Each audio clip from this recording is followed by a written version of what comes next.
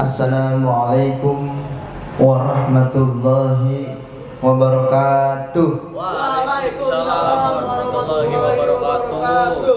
Innal hamdalillah nahmaduhu wa nasta'inuhu wa nastaghfiruh wa na'udzu billahi min shururi anfusina wa min sayyiati a'malina may yahdihillahu fala mudilla lahu wa may yudlilhu fala hadiya lahu.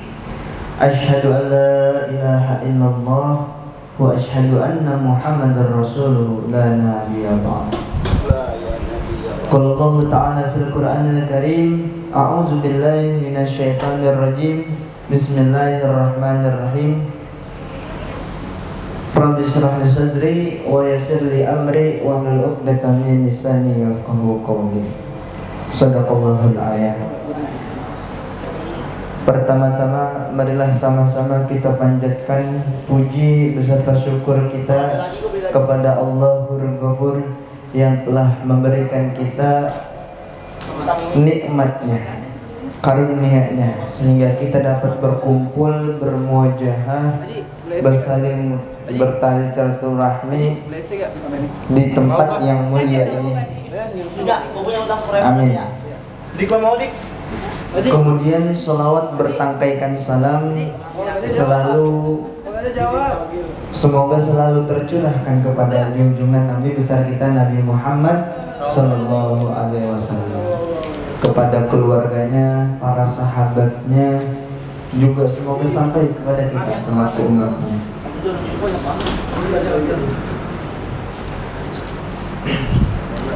Pada hari ini mari sama-sama kita melanjutkan pelajaran yang kemarin, yaitu tentang kajian kitab Ta'limut Ta'lim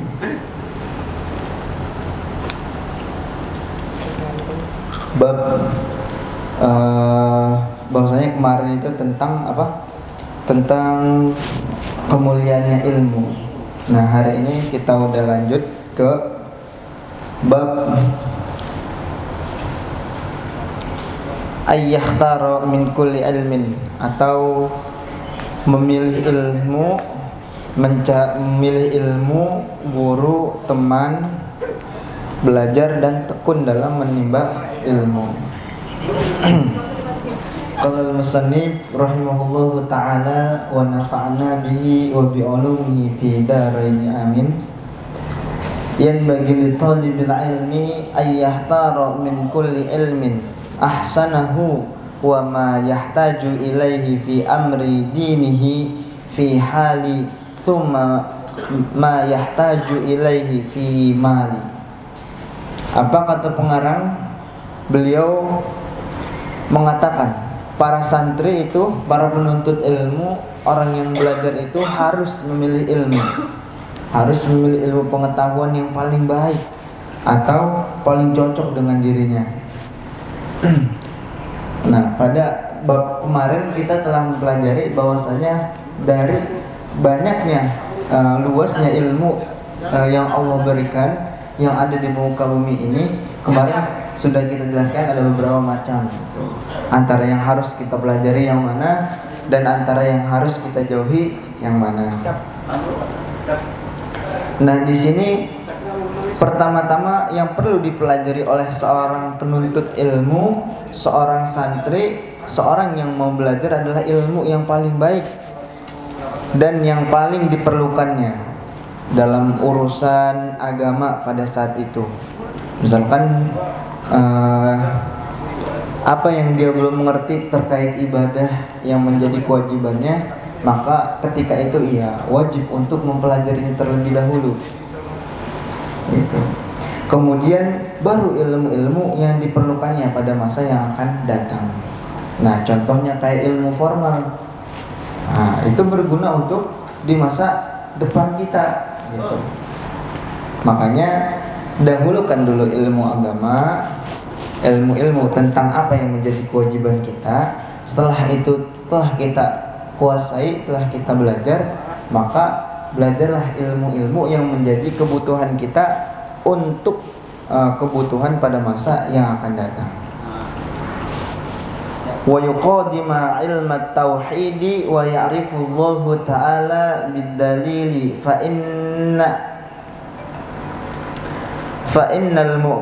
innal mu'lidi wa in kana sahihan indana lakin yakunu asiman bitarkil istidlal.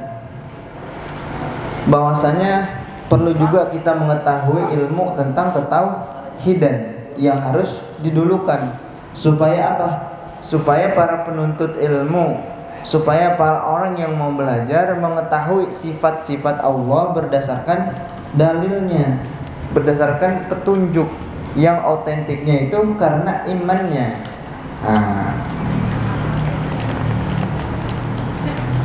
Oleh karena imannya, jadi dia itu orangnya taklid tanpa mengetahui dalilnya. Sekalipun sah menurut pendapat kami, tapi dia berdosa. Nah, jadi kalau misalkan kita beriman, kita belajar ilmu agama, tauhid, mengenal Allah, gitu. Ya minimal kita mengetahui sifat-sifat Allah. Apa ada 25?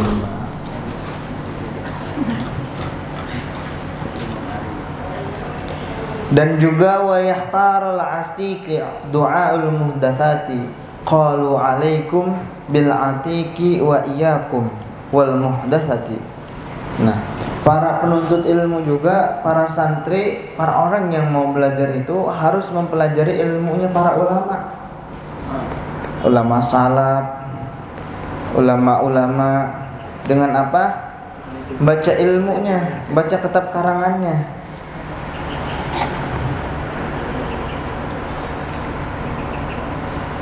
Anna yastaghila bihadzal jadal alladhi tahara ba'dal qiradi al-kabirin minal ulama fa innahu yu'idu talibul anil fiqhi wa yudayyiqul umra wa yu'risul wahsyatal wal adawati wa huwa min asyrati sa'ati wa irtiqai al-ilmi wal fiqhi.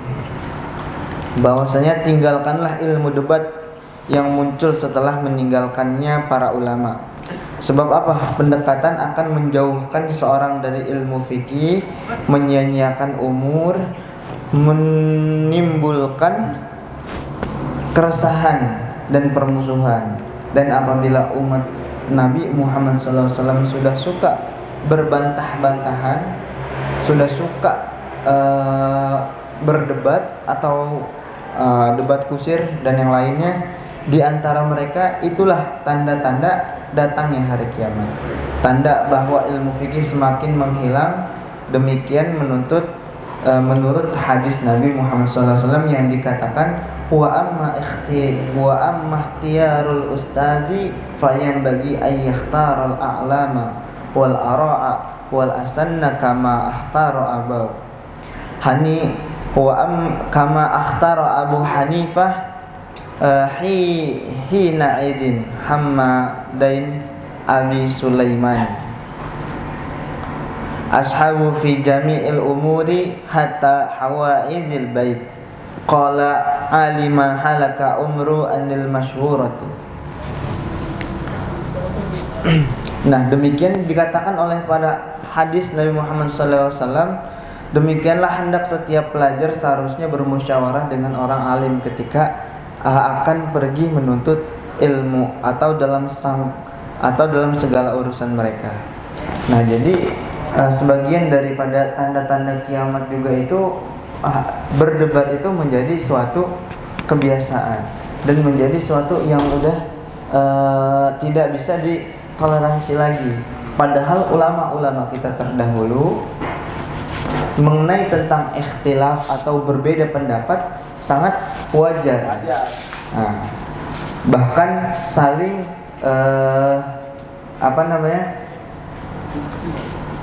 saling memaklumi satu sama lain. Maka timbullah daripada mereka itu kedamaian, ketentraman.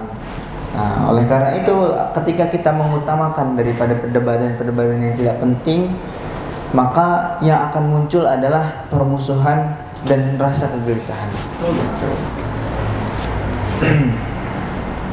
Maka Nabi mengatakan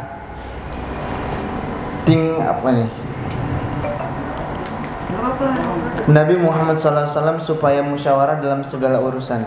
Nah, jadi inilah yang disebut daripada ajaran Nabi Muhammad SAW. Ketika membahas suatu masail atau masalah tentang suatu kasus, mereka mengumpulkan ulama atau bertanya kepada ulama-ulama terdahulu tanpa memutuskan sendiri. Meskipun Rasulullah SAW itu adalah Nabi, tapi dengan bentuk adab beliau mengumpulkan para sahabat